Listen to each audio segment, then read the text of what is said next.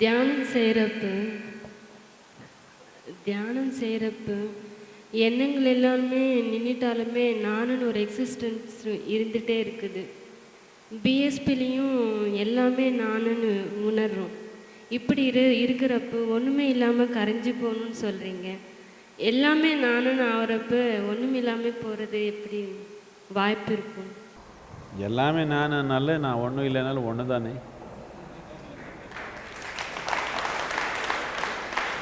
எது எது எல்லை இல்லாததுன்னு சொல்லுவோம், எது ஜீரோன்னு சொல்கிறீங்க, எது எல்லை இல்லாதுன்னு சொல்கிறீங்க, ரெண்டும் ஒன்று தான். இப்போது கணக்கே வச்சுக்கோங்க, 1 2 3 4ன்னு எண்ணி போனால் அந்த ஜீரோன்றது இல்லைன்னா எவ்வளோ தூரம் போயிருப்பீங்க நீங்கள்? கணக்கு 10 விரல் காலெல்லாம் போட்டுக்கலாமா? என்னம்மா டுங்கு டங்கு டிங்கு டிங்குன்னு பேர் வச்சுக்கலாம். இன்னும் மூக்கு காது எல்லாம் கணக்கு போட்டுக்கலாம். என்ன போட்டாலும் எவ்வளோ போயிருப்பீங்க? ரொம்ப தூரமாக போக மாட்டீங்க.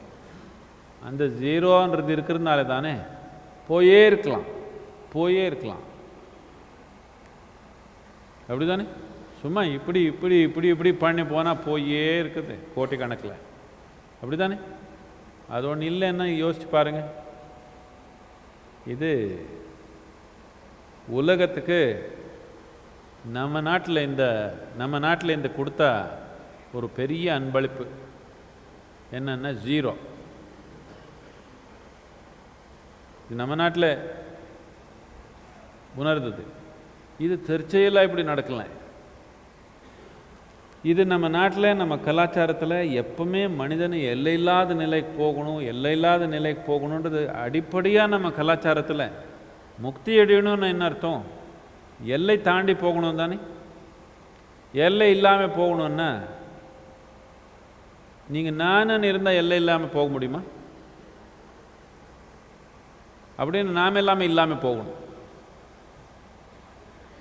அப்படி தானே? இப்போ நீங்கள் நானுன்ற தன்மை வச்சு எல்லை இல்லாமல் போகணும்னு முயற்சி பண்ணிங்கன்னா நாம இல்லாமல் போகணும். நானுன்ற தன்மை விட்டாதான் நீங்கள் எல்லை இல்லாமல் போக முடியும், அவரு எல்லை இல்லாமல் போக முடியும், எல்லாருமே எல்லை இல்லாமல் போக முடியும். ஆனால் ஒன்றும் பிரச்சனை இல்லை நமக்கு. நானுன்ற தன்மை வச்சு கொஞ்சம் விரிவடைறதுக்கு முயற்சி பண்ணாலே வீட்டுக்குள்ளேயே சண்டை வருதா இல்லையா? எல்லா உலகத்தில் எல்லா சண்டை அவ்வளோதானே.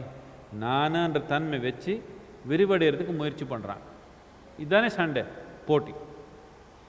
நானுன்ற தன்மை இல்லாமல் விரிவடைஞ்சா யாரு கூடயோ போட்டி இல்லை நமக்கு, யாரு கூடயோ சண்டை நமக்கு இல்லை. அதனால் ஒன்றும் இல்லாமல் இருக்கிறது, எல்லாமே நானுன்றது இருக்கிறதுக்கு ஒன்றும் வித்தியாசம் கிடையாது. இப்போ நீங்கள் ஏதோ ஒரு தொழில் பண்ணுறீங்க, இல்லை உங்கள் வீடே கட்டுறீங்க. இது நம்ம வீடுன்னு இவ்வளோ சின்னதாக கட்டிருக்கீங்க. இல்லை நாம் வேலூர் முழுக்கமாக நம்ம வீடு தான் இருக்கணும். ஆனால் உங்கள் வீடு பெருசு பண்ணி போனால் நீங்கள் வாழ முடியாது. யாரும் உங்கள் வேறு ஏதோ பண்ணிடுவாங்க. எல்லா வீடும் நம்ம வீடு தான் நினச்சா மட்டும்தான் வேலூர் முழுக்கமாக நம்ம வீடாக இருக்க முடியும்.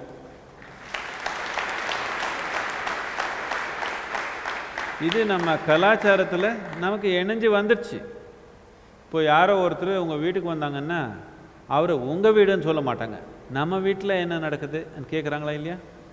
இப்போ தான் வந்துடுச்சு யூ மீன்னு எல்லாம் வந்துடுச்சு நமக்கு இங்கிலீஷில். இல்லைன்னா நம்ம தாய்மொழியில் பேசுகிறப்போ எந்த பாஷையில் பேசினாலும் நம்ம நாட்டில் நீங்கள் இன்னொருத்தர் வீட்டுக்கு போனால் உங்கள் வீடுன்னு சொல்ல மாட்டீங்க, அவருக்கு நம்ம வீடுன்னு தானே சொல்லுவீங்க. அது உணர்வு பூர்ணமாக இருந்திருக்கணும். இப்போ வெறும் பேச்சுவார்த்தையில் மட்டும் நடக்குது.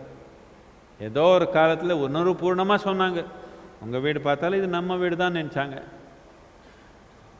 ஆனால் இப்போ பேச்சுவார்த்தையில் மட்டும்தான் மக்களுக்கு சாமானியமாக, எல்லாரும் சொல்லலை, சாமானியமாக அப்படி வந்துடுச்சு. இப்போது இது உங்கள் ஈஷாவா எங்கள் ஈஷாவா சொல்லுங்கள்? இல்லை, என் ஈஷான்னு சொல்லணும் நீங்கள். ஆமாம், நானுன்ற தன்மை இல்லாமல் இது என்னோட இதுன்னு சொன்னால் ஒன்றும் பிரச்சனை இல்லை. நானுன்ற தன்மை வச்சு இது என்னோட இதுன்னு சொன்ன பாதிப்பு. அப்படிதானே? ஈஷா என்ன எல்லை இல்லாதது, ஆனால் ஒரு இயக்கம். எல்லை இல்லாத தன்மை கொண்டு வர்றதுக்கு ஒரு இயக்கம்.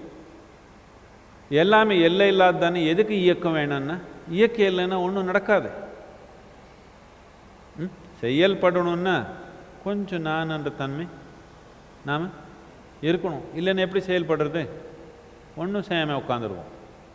எல்லாமே நான் தான் நினச்சி மனநிலையில் மட்டும் அப்படி நினச்சா நாம் ஒன்றும் செய்யாமல் நின்றுடுவோம்.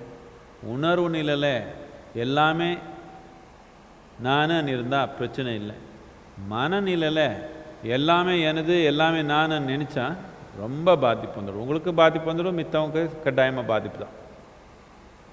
இதுதானே பாதிப்பு நமக்கு. வீட்டில் இருந்தாலும் வீதியில் இருந்தாலும் சில பேருக்கு அவர் மனத்தில் இந்த மாதிரி பூச்சி பிடிச்சிடுச்சு, எல்லாமே எனதுன்னு நினச்சிக்கிறாங்க. அவர் எல்லாமே அவரே எடுத்துக்கணும்னு சொல்லி நினச்சிக்கிறாங்க.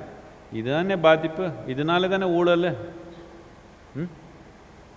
இந்த நாட்டே நான் என்னுடைய நாட்டு நினச்சி இங்கே வாழினா ஒன்றும் பிரச்சனை இல்லை.